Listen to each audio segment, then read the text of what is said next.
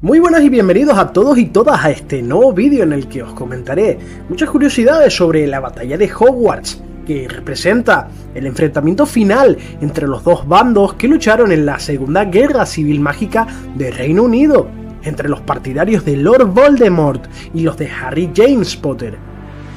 Esta singular contienda se produciría durante la noche del 2 de mayo de 1998 y continuaría durante la mañana del día siguiente, teniendo como campo de batalla tanto los jardines y terrenos del castillo Hogwarts como el propio colegio, que ambos bandos se causarían grandes bajas, tomando parte de la batalla todo tipo de criaturas mágicas. A pesar de su importancia, los sucesos ocurridos fueron totalmente espontáneos, ya que Harry Potter acudiría al colegio con el objetivo de localizar y destruir uno de los Horrocrux del Señor Tenebroso,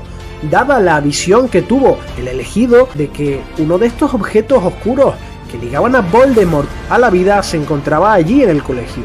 Una conexión que, a pesar de lo que digan las películas, Voldemort conocía su existencia, pero no sabía con certeza qué recuerdo le estaba mostrando a Harry Potter. Tampoco se podía percatar de cuando uno de los Horrocrux era destruido.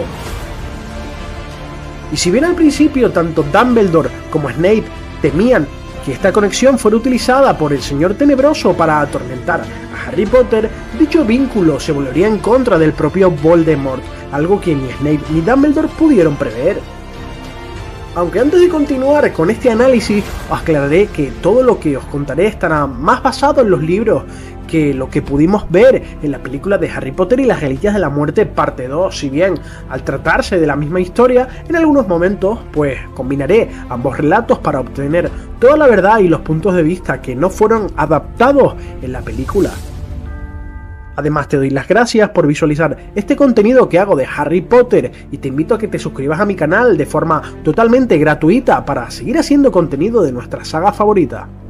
Como decía anteriormente, esta batalla fue inesperada por parte de todos, ya que cuando Lord Voldemort tuvo constancia de la ubicación de Harry Potter, movilizaría todas sus fuerzas, no solo a los mortífagos, sino también a todos los recursos que le permitía el Ministerio de Magia, que en ese momento estaba controlado por él y sus seguidores. También acudirían a la batalla muchos funcionarios que se habían pasado al lado oscuro, es decir, al bando del Señor Tenebroso, sin grabar siquiera la marca tenebrosa en su cuerpo, como sería el caso de Dolores Umbridge, aunque no tenemos constancia de que ella participara en la batalla de Hogwarts. También presuponemos que habían muchos magos y brujas controlados bajo la maldición Imperius, así como otros tantos carroñeros.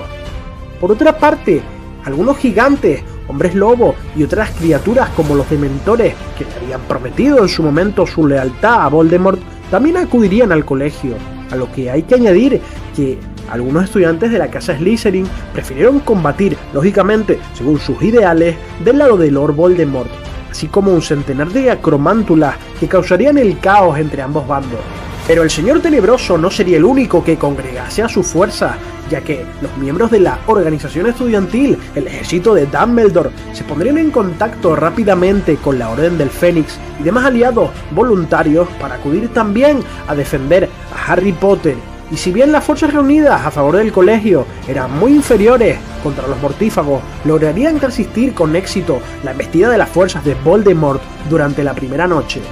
El grueso de las fuerzas defensoras de Hogwarts era muy diverso, entre profesores y personal del colegio, alumnos mayores de edad, miembros de la Orden del Fénix, aurores, también casi la totalidad de magos residentes de Hogsmeade. Recordemos este pueblo cercano a Hogwarts. También acudirían elfos domésticos, testrals, fantasmas, antiguos alumnos y familiares, entre otras bestias mágicas que se unirían ya en el tramo final de la batalla, como fueron los centauros del Bosque Prohibido, los seres del agua del Lago Negro, además de Grawp, el hermano de Hagrid. El Señor Tenebroso reuniría sus fuerzas en la Casa de los Gritos y daría instrucciones para el ataque, mientras que el mando de la defensa sería ejercido por Minerva McGonagall y por el auror Kingsley Shacklebolt. Anunciaron a aquellos estudiantes que quisieran quedarse y que tuvieran la edad suficiente que podrían hacerlo para combatir, ayudando a Harry Potter, evacuando por tanto a los menores de edad a través del pasadizo del cuadro de Ariana Dumbledore, que llevaba al pub de Cabeza de Puerco. En aquel momento Hogsmeade había quedado vacía dado que Voldemort había convocado a su ejército a la Casa de los Gritos, por lo que el pueblo sería el epicentro de muchos alumnos refugiados y de diversos magos que llegarían allí para defender el colegio, como fue el caso de Percy Weasley, que estaba distanciado de su familia. Para dificultar el acceso a las fuerzas enemigas, los profesores lanzaron diversos hechizos defensivos alrededor de los terrenos de Hogwarts, fortificando mágicamente el castillo, aunque todos sabían que Voldemort lograría entrar tarde o temprano. Sería entonces el momento más épico de la película en el cual vemos a la profesora McGonagall utilizar el encantamiento Piertotum Locomotor, dando vida a las estatuas y armaduras de toda la escuela para defender el castillo, movilizando nuevas tropas que serían realmente útiles ya que se encargarían estas estatuas de derrotar a muchos gigantes durante la batalla. Un dato curioso es que en la película, tras usar el Piertotum Locomotor, McGonagall dice que tenía muchas ganas de utilizar este conjuro. Esto tiene una explicación ya que era uno de sus hechizos favoritos, ya que la última vez que lo había utilizado fue durante el primer libro, encantando las estatuas del tablero de ajedrez mágico en las cámaras subterráneas del castillo, con el fin de proteger la piedra filosofal. Volviendo a la batalla, los profesores se habían dividido en varios grupos para abarcar más terreno y separar el grueso contingente de las fuerzas de Voldemort, que de repente amplificaría su voz con el encantamiento Sonorus para darle un ultimátum a los defensores. Deberían entregar a Harry Potter antes de la medianoche y nadie resultaría herido. En ese momento, Pansy Parkinson, alumna de Slytherin, alzaría la voz y pediría a gritos la captura de Harry, pero en ese momento, todos los miembros de las casas Gryffindor, Ravenclaw y Hufflepuff sacaron sus varitas y se pondrían alrededor de Harry. Inmediatamente la profesora McGonagall evacuaría a los alumnos de Slytherin también, aunque varios Ravenclaw se quedaron. Destacable que muchos miembros de Hufflepuff también protegerían a Harry Potter, además de sus compañeros de Gryffindor. Por otra parte, la profesora Sprout y Neville Longbottom idearían una genial estrategia para defenderse de las tropas enemigas, que consistía en soltar todo tipo de plantas peligrosas contra los mortífagos tales como mandrágoras y lazo del diablo. Todas ellas ayudarían mucho en la batalla. También me parece curioso que durante la búsqueda del último Horrocrux, Harry se encuentra con el grupo conformado por Aberforth, Hagrid y varios alumnos, que bueno, iban acompañados también del hermano gigante Grawp. Incluso estaba el perro Fang, que también estaba dispuesto a combatir. Además de que durante la batalla, los retratos mágicos de las paredes del colegio iban corriendo entre los cuadros trayendo noticias por todo el castillo y dando ánimos a los defensores. Tras varios intentos, los mortífagos entrarían en el castillo. Fue entonces cuando Harry miraría en la mente del Señor Tenebroso y descubriría como el cobarde de Voldemort ni siquiera estaba luchando, ya que se encontraba escondido en la Casa de los Gritos con Lucius Malfoy y la serpiente Nagini. Estaba protegida por una esfera mágica y que el año anterior Dumbledore y Harry habían deducido que esta podía ser un Horrocrux, por lo que el Trío de Oro decidiría ir a la Casa de los Gritos para destruirla, puesto que anteriormente Ron y Hermione habían descendido a la Cámara de los Secretos y habían tomado varios colmillos de basilisco, destruyendo con ellos la copa de Hufflepuff, por lo que en teoría solo quedaría Nagini para terminar con la destrucción total de los Horrocrux del Señor Tenebroso. Sin embargo, la salida del castillo resultaría bastante complicada, ya que aunque se encontraban bajo la capa invisible, a lo largo del gran comedor había un gran número de duelos, lanzando el trío todo tipo de encantamientos. Incluso Ron Weasley observaría como Draco Malfoy era atacado por un mago enmascarado, probablemente algún mortífago resentido hacia su padre Lucius, salvándole la vida a Ron por segunda vez en esa noche. El Trío de Oro también se encontraría con el ataque de Fenrir Greyback, que estaba atacando a Lavender Brown. Hermione le lanzaría un hechizo, pero desconoceríamos el destino de Lavender, algo que ha generado, por cierto, una infinidad de teorías sobre si se convirtió o no en una licántropa. Fue entonces cuando las puertas del castillo en ese momento se abrirían abruptamente, surgiendo una infinidad de arañas gigantes, cundiendo el pánico tanto entre defensores como atacantes por igual, ya que para las arañas todos eran su alimento y una infinidad de luces rojas y verdes chocarían contra estos monstruos recién llegados. Hagrid sería el único que acudiría en defensa de las arañas gritando a los demás y diciéndoles que no les hicieran daño, pero sería dispersado junto con ella más allá de los terrenos del castillo. Harry se encontraría muy preocupado por la situación de Hagrid y más adelante veríamos cómo era capturado por los mortífagos. El trío también sería testigo de la batalla entre Grawp y otro gigante, y cuando finalmente lograrían salir en dirección hacia el bosque prohibido, un centenar de dementores salieron a su encuentro y por un momento todo parecía llegar a su final, pero de repente 3 Patronus surgieron de la nada para protegerle, siendo sus salvadores Luna Lovegood, Ernie Macmillan de Hufflepuff y Seamus Finnegan. Si bien los dementores seguían atacándole, pero Harry lograría convocar con gran esfuerzo su gran Patronus, alejando completamente a los dementores. Esto fue lo que realmente pasó en los libros, ya que en la película vimos en su lugar la épica escena donde Aberforth Dumbledore los alejaba con su Patronus con una onda expansiva incluida. Harry, Ron y Hermione se dirigirían al Sauce Boxeador, la entrada oculta a la Casa de los Gritos, con la finalidad de destruir a Nagini. Justo antes del final del túnel, el trío se colocaría nuevamente la capa invisible, solo para ver cómo Severus Snape informaba a Voldemort sobre cómo estaba la situación de la batalla, puesto que la mayoría de las defensas mágicas del castillo habían caído. Ante esta situación, Snape se ofrecería a regresar a Hogwarts para traer a Harry Potter ante Voldemort, que le dijo que no había necesidad ninguna de que regresara, cambiando de tema diciendo que, por alguna razón, la varita de Sauco no le estaba funcionando como debería, y que solo estaba haciendo la magia que ya era habitual en él, sin ninguna proeza extraordinaria digna de las leyendas que contaban sobre esta. Snape le volvería a rogar a Voldemort traer a Harry Potter, pero él se negaría diciendo que el chico vendría hacia él, puesto que Harry odiaba ver cómo sus amigos morían por él, que tarde o temprano vendría a entregarse, y cuando Snape le dijo que los mortífagos podían matar a Harry, el señor Tenebroso le diría que había dado instrucciones a sus fuerzas de capturarle vivo, matando a tantos amigos de Harry como pudieran en el proceso. Luego se produciría la conversación que todos sabemos sobre la varita de Sauco, en la que Voldemort reflexionaría sobre los poderes de la vara letal, llegando a la conclusión de que tenía que matar a Snape para que la varita le hiciera caso, creyendo incorrectamente que Severus tenía su lealtad por acabar con Dumbledore, dándole la orden a Nagini en lengua Parcel de que acabara con la vida de Snape. Esto sin ninguna compasión, ni tan siquiera agradeciéndole sus años de servicio como mortífago.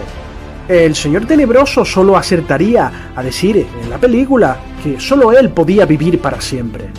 Voldemort y Nagini abandonarían la Casa de los Gritos, dejando a Snape totalmente indefenso y tirado en el suelo con una herida mortal.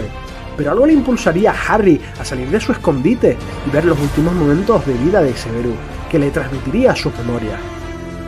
Por lo que Harry emergería del pensadero con una enorme sensación de terror, sabiendo una verdad que le habían ocultado durante toda su vida. Durante esos 17 años había sido el niño que sobrevivió, pero al parecer su destino final no era sobrevivir a la batalla, ya que era un Horrocrux de Lord Voldemort que también debería ser destruido. El misterioso plan de Dumbledore por fin salía a la luz, y era por tanto sacrificar a Harry para que el señor Tenebroso muriera. Esa era una verdad con la que Harry tenía que lidiar a estas alturas de la saga, por lo que tomaría la decisión de entregarse por el bien de todos, ya que no quería ver a nadie más morir por él. Además de que había visto en el gran comedor los cuerpos sin vida de Lupin, Tonks y Fred,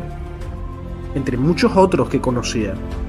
Comprendiendo que entregar su vida era la única solución, reuniría un enorme valor para caminar con calma hasta la muerte, pero no antes de encontrarse con Neville Longbottom y pedirle expresamente que matara a la serpiente Nagini si se le presentaba la oportunidad. Además de que Ron y Hermione también sabían este secreto, por lo que cuando él cayera todavía habían posibilidades de derrotar a Voldemort. Harry se pondría la capa invisible, viendo el caos y desolación en el castillo. Se encontró con Ginny, a la que quiso consolar y abrazar, pero no podía perder más tiempo. También vio la cabaña de Hagrid, en la que había compartido tantos momentos, y decidió avanzar hacia el bosque. En ese momento recordaría su primer año en Hogwarts. Muchos recuerdos le venían a la mente, como cuando atrapó en su primer partido de Quidditch la Snitch dorada, objeto que Dumbledore le había heredado sin saber qué utilidad podía tener, ya que no había podido descifrar la frase de "me abro al cierre", pero entendería raudo el significado de aquella frase. Harry tocó con sus labios el metal dorado y susurró: «Estoy a punto de morir», viendo para su sorpresa como del snitch surgía una pequeña roca negra, nada más y nada menos que la piedra de la resurrección, haciéndola girar 3 veces en su mano. De repente aparecerían unas figuras conocidas alrededor de él. Veía con total claridad a Sirius Black y a su antiguo profesor Remus Lupin, también a sus padres James y Lily. Todos estaban allí arropándole en ese duro trance final. Lily elogiaría la valentía de su hijo. Sirius le consolaría diciéndole que morir era más rápido que quedarse dormido. Lupin le diría que su sacrificio serviría para que su hijo y muchos otros conocieran la verdadera felicidad sin guerras mágicas,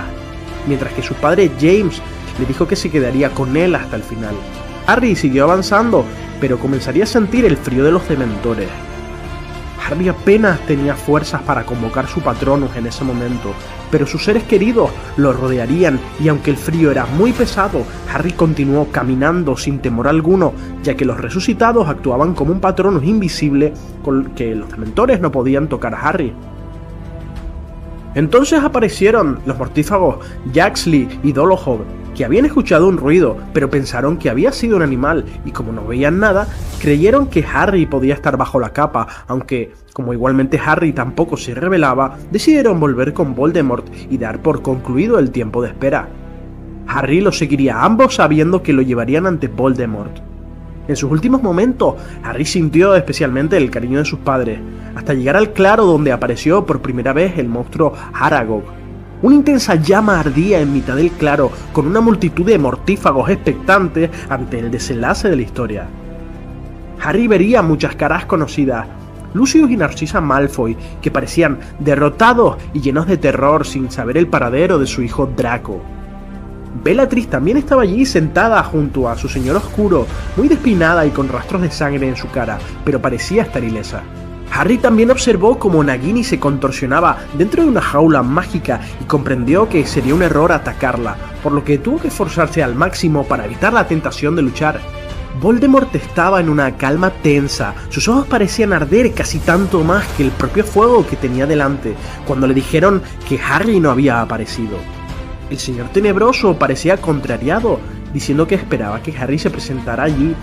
Confiaba en que se sacrificara por todo, pero al parecer se había equivocado. En un último arrebato de valor, Harry le dijo que no estaba equivocado, hablando tan alto como pudo para no mostrar temor y contradecir a Voldemort una vez más, soltando la piedra de la resurrección en el claro, y miró a la cara a Voldemort para terminar con esto de una vez por todas. Los mortífagos gigantes y las otras criaturas se incorporaron y vitorearon inmediatamente, incluso Bellatrix parecía reírse burlonamente, pero Voldemort estaba inmóvil y en silencio. Sin embargo, Harry escucharía los gritos desesperados de su amigo Hagrid, que estaba allí atado y prisionero. Harry y Voldemort se mirarían una vez más, y en esta ocasión Tom Riddle sonrió al ver que Harry ni siquiera sacaba su varita. Una profunda sensación de suspense rodeaba el ambiente, y cuando Voldemort alzó la varita y lanzó un rayo de luz verde, Harry, sin saber por qué, pensaría en todos los momentos que pasó con Ginny, pero en un instante todo se apagó. Pero para su sorpresa, se encontró tumbado en algún lugar y no sintió que nadie le vigilaba, comprendiendo que debía de seguir existiendo de alguna forma, ser algo más que un simple pensamiento, aunque se incorporó del suelo y se dio cuenta de que estaba desnudo. Aunque no parecía importarle, ya que se encontraba solo.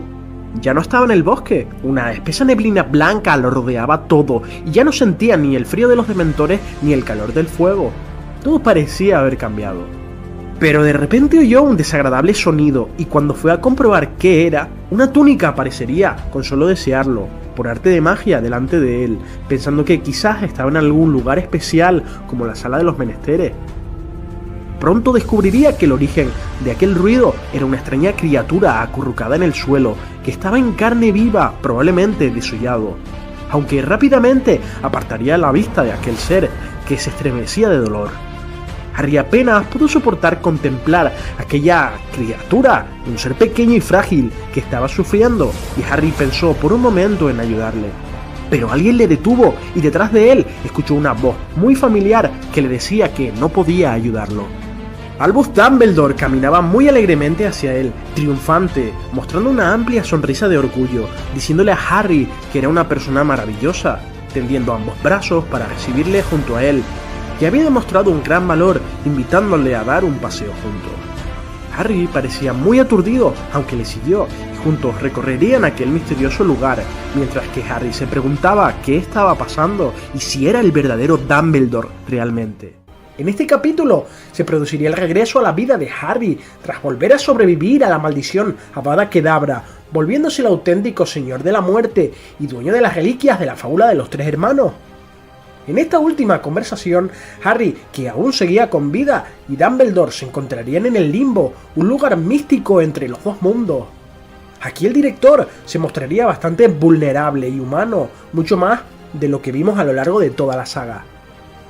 Albus reconocería abiertamente su mayor debilidad, que no era otra que la tentación que sentía hacia el poder, confesando que había rechazado en varias ocasiones el cargo de ministro de magia, precisamente por ese temor de volver a ser corrompido por el poder, tal y como pasó en su juventud, dado que conspiraría junto con un poderoso mago tenebroso para construir un nuevo orden mundial en el mundo mágico, y aunque las intenciones de Dumbledore eran traer mayor prosperidad y justicia, para Gellert Grindelwald la obtención de ese poder tenía un significado muy diferente, ya que pretendía someterlos a todos y desatar a las fuerzas oscuras de la varita de Sauco contra todo el que se le opusiera. Por su parte, a Albus le interesaba más la piedra de la resurrección, con la que pretendía traer de regreso a sus padres, utilizando la capa de invisibilidad para esconder a Ariana de ojos indiscretos. En aquellos años, Dumbledore era una persona diferente, un mago brillante, pero también muy ambicioso que vivía frustrado por sus cargas familiares, con un talento extraordinario que se veía frenado por la responsabilidad de cuidar de sus hermanos. Por lo que la llegada de Grindelwald a su vida daría rienda suelta a sus sueños e ilusiones, siendo seducido por las promesas de poder absoluto que le ofrecía el mago tenebroso, algo que tendría graves consecuencias. Todas estas revelaciones preocuparían mucho a Harry, ya que su imagen de Dumbledore entre tantas mentiras y secretos había sido algo tocada, aunque allí estaba junto a él, preguntándole si él estaba muerto. Sin embargo, el director le aclaró que aún seguía con vida, ya que al sacrificarse voluntariamente la parte del Señor Tenebroso que vivía en su interior desapareció, por lo que su alma seguía intacta y era completamente suya, libre del poder oscuro de Voldemort. Pero Harry también se preguntaba cómo podía estar vivo después de la maldición asesina, ya que nadie había muerto esta vez por él. La explicación de Dumbledore resultó sencilla a la par que sorprendente. Tom Riddle se había condenado él mismo. Dentro de su enorme ignorancia y codicia, había tomado la sangre de su enemigo para reconstruir su cuerpo, haciendo que la protección de Lily Potter fluyera dentro de ambos. Un error que sería fatal, porque, sin saberlo, Voldemort le había dotado a Harry de cierta inmortalidad contra él, dado que Harry no podría morir mientras Voldemort siguiera con vida. Aquí nos retomamos 16 años atrás, la noche en la que el Señor Oscuro atacaba a los Potter. Tras rebotar la maldición, su cuerpo se destruiría, pero dejaría algo más atrás, un fragmento de su alma que se adhirió al bebé Harry Potter, un detalle que Voldemort ignoraba ya que no pudo nunca comprender los efectos de la magia derivada del amor. Así que al tratar de fortalecerse con la sangre de Harry, estaba extendiendo los efectos del encantamiento de Lily, que sobreviviría mucho más de lo esperado, y aquí radicaría también la última oportunidad de redención de Lord Voldemort. Pero esto no es todo. Harry también se preguntaría por la razón de que la varita que tomó prestada Voldemort se rompió. Esto cuando Harry abandona la casa de sus tíos, aunque aquí la explicación en parte viene de cuando ambos magos se enfrentan en el cementerio del pequeño Haggleton tras la resurrección de Voldemort. Aquí veríamos el Priori Incantatem, producido porque ambas varitas eran gemelas y compartían el mismo núcleo, algo que Voldemort nunca supo. Según Dumbledore, esa noche la varita de Harry absorbió parte del poder y cualidades de la varita del Señor Tenebroso, y cuando se enfrentaron nuevamente durante la batalla de los 7 Potters, la varita de Harry reconocería a Voldemort como amo de su hermana gemela, y cuando el Señor Tenebroso se decidió a atacarle, la varita de Harry expulsaría instintivamente la magia del propio Voldemort en su contra, que por supuesto era mucho más poderosa que la magia que podía conjurar la varita de Lucius Malfoy, que quedó totalmente destruida y nunca tuvo oportunidad alguna ante el coraje mostrado por Harry en aquel momento, pero que era un efecto que solo serviría únicamente contra Voldemort en aquella ocasión. Seguidamente Harry le preguntaría a Dumbledore dónde creía que estaban, y él le hizo la misma pregunta. Aquí nos encontramos a un Dumbledore algo evasivo con las preguntas. Sin embargo, ante la cuestión de las reliquias de la muerte, la expresión del director cambió totalmente, pidiéndole perdón a Harry por no haberle dicho toda la verdad, puesto que pensaba que si se lo contaba sería demasiada presión para él, y temía sobre todo que fracasara en la misión, queriendo evitar que Harry se viera tentado por el poder de las reliquias de la muerte. Albus nuevamente lloraría diciendo que él no era mejor que Voldemort, puesto que también había tratado de conquistar a la muerte, que las reliquias solo eran un sueño de un hombre desesperado o un atractivo para los necios, aunque Harry lo consuela diciendo que aunque haya sido así, él intentó obtener estos objetos pacíficamente, mientras que Voldemort trató de esquivar a la muerte acabando con la vida de personas inocentes. Dumbledore nos narra cómo Grindelwald vino al Valle de Godric para rastrear las reliquias y visitar la tumba de Ignotus Peverell, explicando que los hermanos Peverell existieron realmente y que fueron de verdad los protagonistas de la famosa fábula de los tres hermanos. Aunque opinaba que lo más probable es que fueran unos magos terribles, pero grandiosos, insinuando que ellos habían creado las reliquias y que la aparición de la muerte fue solo una leyenda, un adorno para engrandecer su historia. En todo caso, tras el incidente, Dumbledore se incorporaría al colegio Hogwarts como profesor, mientras que Grindelwald formaría un ejército imparable. Algunos decían que le temía a Dumbledore, y aunque Albus sabía que estaban igualados en poder, el director le tenía mucho más miedo, no por su talento, sino por conocer el responsable de apagar la vida de Ariana, aunque finalmente le confrontó y le ganó el duelo, y de paso la voluntad de la varita de Sauco. Harry no preguntaría a Dumbledore si se había enterado de quién había matado a Ariana, una pregunta demasiado personal e innecesaria en aquel momento. Pero sí supo lo que Albus veía en el espejo de Oesed, y era que veía a todos sus familiares con vida, seguros y felices, y no sosteniendo un par de calcetines de lana, como le dijo a Harry en el primer libro. En todo caso, Harry le explicó a Dumbledore sobre la visión que tuvo acerca de la visita de Voldemort a Grindelwald, diciéndole que el antiguo mago oscuro había intentado evitar que Voldemort fuera tras la varita de Sauco, mintiéndole diciendo que nunca la tuvo, y el propio Dumbledore afirmaría que en sus últimos años Grindelwald se arrepintió de sus acciones, y según Harry, aquella mentira era la forma de Grindelwald de disculparse con Albus y enmendar sus errores, o incluso para evitar que Voldemort profanara la tumba de Dumbledore. Tras una pequeña pausa, Dumbledore también confesaría haber perdido la razón cuando encontró en la casa abandonada de los Gaunt, la familia materna de Voldemort, la piedra de la resurrección dentro del anillo que era un Horcrux. Dumbledore se lo puso sin pensarlo para utilizar la piedra y ver a su hermana y a sus padres de nuevo, y así disculparse, pero recibió la maldición letal que portaba el anillo. Albus admitiría que esta era la prueba final de que no era digno de poseer las tres reliquias, aunque Harry opinaba que estaba siendo demasiado duro consigo mismo y que era natural que quisiera volver a verlos, y destacó que Dumbledore solo usara el poder de la varita para proteger a otros de su codicia, y Albus alabaría a Harry por convertirse en el verdadero señor de la muerte por no tratar de huir de ella, sino aceptarla con valor de seguir el orden natural de las cosas, y se alegró de que Harry las poseyera sin peligro en el momento adecuado, y no como él, que las persiguió toda su vida como objetos tentadores que eran, y por razones equivocadas.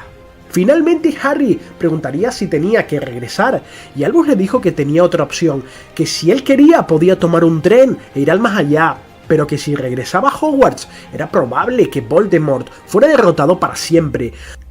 Dumbledore no podía prometer este final feliz. Harry tenía menos que temer en caso de volver al limbo que Voldemort, recordando a aquella criatura que temblaba y se ahogaba entre las sombras, diciéndole a Harry que no se compadeciera de los muertos, sino de los vivos, especialmente aquellos que vivían sin amor como Voldemort, animándolo a regresar, sobre todo para evitar más muertes y familias destrozadas, separándose maestro y aprendiz, al menos por el momento.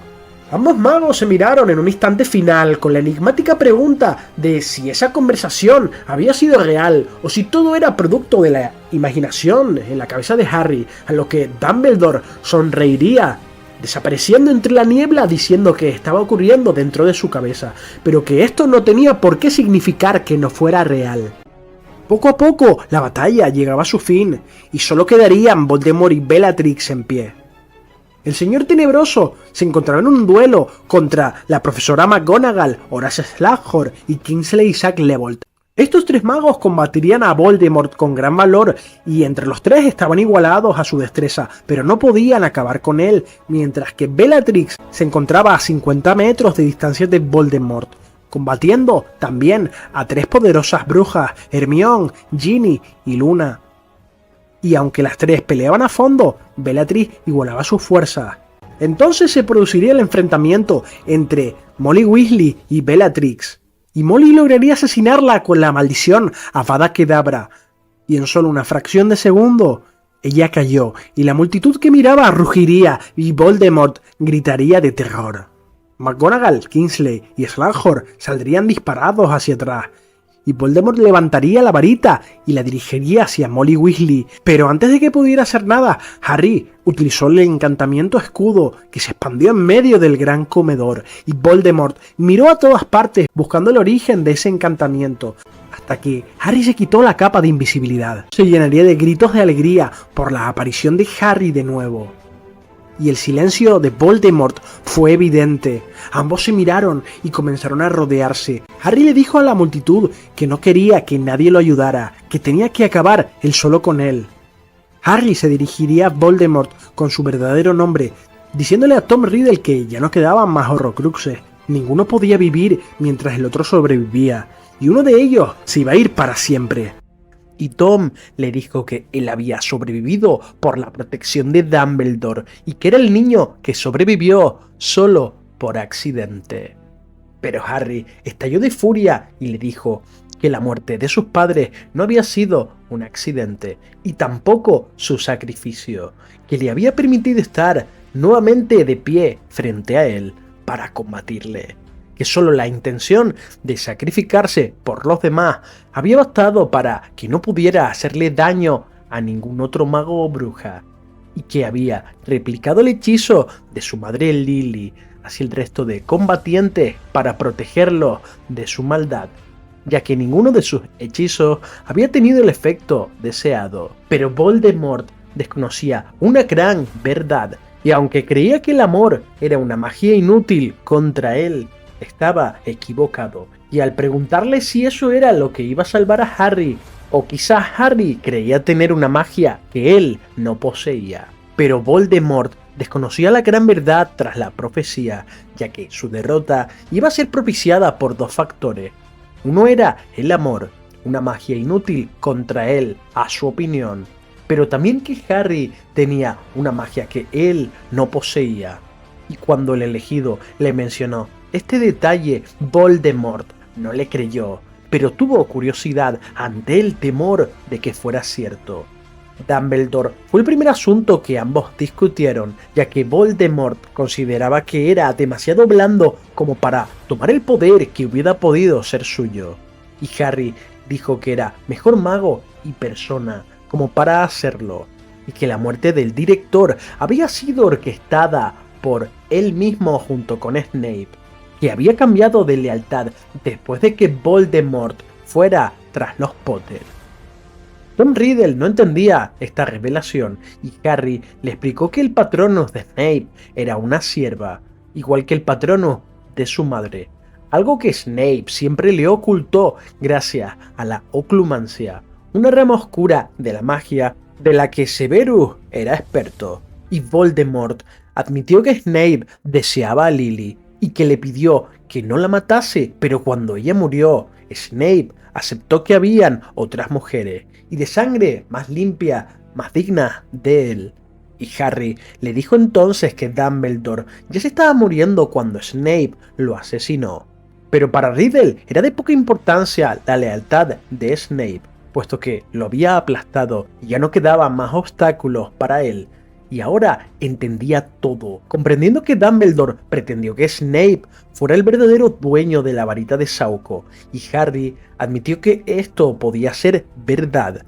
pero que Tom debía de recapacitar sobre todos sus actos, que debía de arrepentirse antes del final. Aquello no le sentó nada bien a Voldemort, y Harry le advirtió que era su última oportunidad, porque a pesar de todo, el último plan de Dumbledore no había fallado, y que la varita de Sauco no le pertenecía, aclarando que a pesar de matar a Snape, él no venció a Dumbledore, sino que Draco Malfoy fue quien desarmó al director, y esto le hacía dueño legítimo de la varita. Pero Voldemort dijo que entonces acabaría con Malfoy, y Harry le dijo que había perdido su oportunidad, pues tenía en sus manos la varita de Draco Malfoy, al cual él desarmó, y que si la varita de Sauco sabía que a su dueño Draco Malfoy lo habían desarmado, entonces Harry era el verdadero propietario de la varita y todos sus poderes. Esto convertía a Harry en el Señor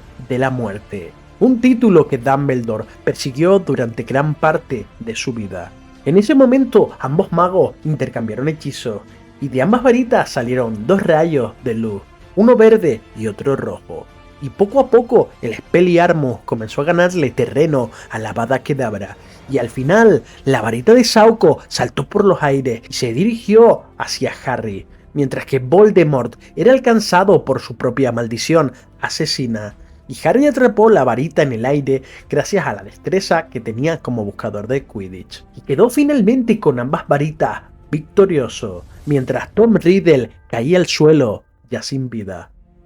Un clamor estremecedor entonces recorrió el gran comedor, y todos fueron a felicitar a Harry, quien había logrado al fin derrotar al Señor Tenebroso, cumpliendo la profecía y eliminando una amenaza para toda la comunidad de magos de su país. Durante esa mañana, muchos magos que estaban bajo la maldición Imperius habían sido liberados en el ministerio, y los mortífagos restantes que no habían sido capturados huían, y se estaba liberando de Azkaban a todos los inocentes, mientras que Kingsley Shacklebolt, el Auror, era nombrado ministro de magia. Harry quería un poco de tranquilidad, y Luna Lovegood distrajo a los presentes para que Harry se pusiera la capa invisible y se escapara con Ron y Hermione, ya que a pesar de la felicidad, el agotamiento lo superaba. Pero sentía que tenía que ir al despacho de Dumbledore para cerrar el círculo, y allí encontraron a todos los retratos de los anteriores directores ovacionándole en un estruendoso aplauso, y se dirigió al retrato de Dumbledore, y el director lo miraba con lágrimas en los ojos. Harry le confesó haber perdido la piedra de la resurrección en el bosque prohibido, y que no tenía pensado ir a buscarla, pidiéndole la opinión al cuadro de Dumbledore, y él dijo estar de acuerdo con ello, pues nadie más sabía dónde había caído la reliquia. Pero Harry quiso quedarse la capa invisible, y Dumbledore le dijo que era totalmente suya hasta que se la legara a su hijo. Pero la varita de Sauco era un tema aparte, y mientras Ron y Hermione miraban la varita con gran veneración, esto no le gustó nada a Harry. Y aunque la película la rompe, esto es una licencia creativa de la adaptación, pues en el libro Harry planea devolverla a la tumba de Dumbledore, pero no sin antes arreglar con la varita de Sauco su antigua varita, que había sido partida. Y aunque Hermione había dicho que no podía arreglarse, Harry sospechaba que con el hechizo reparo ejecutado con la varita de Sauco podría restablecerla, quedándose entonces con la varita de acebo y fénix, que le había dado Ollivander muchos años atrás, y entonces devolvió la varita de Sauco a la tumba de Dumbledore, y Harry dijo que si moría de muerte innatural, como había hecho su antepasado Ignotus Peverell, la varita de Sauco perdería todo su poder, y Dumbledore se lo confirmó, porque esa reliquia solo causaba problemas. Y con esto termina Harry Potter y las Reliquias de la Muerte. A continuación tendremos un salto temporal de 19 años después, con los sucesos del comienzo de Harry Potter y el legado maldito, pero esto forma parte de otra historia.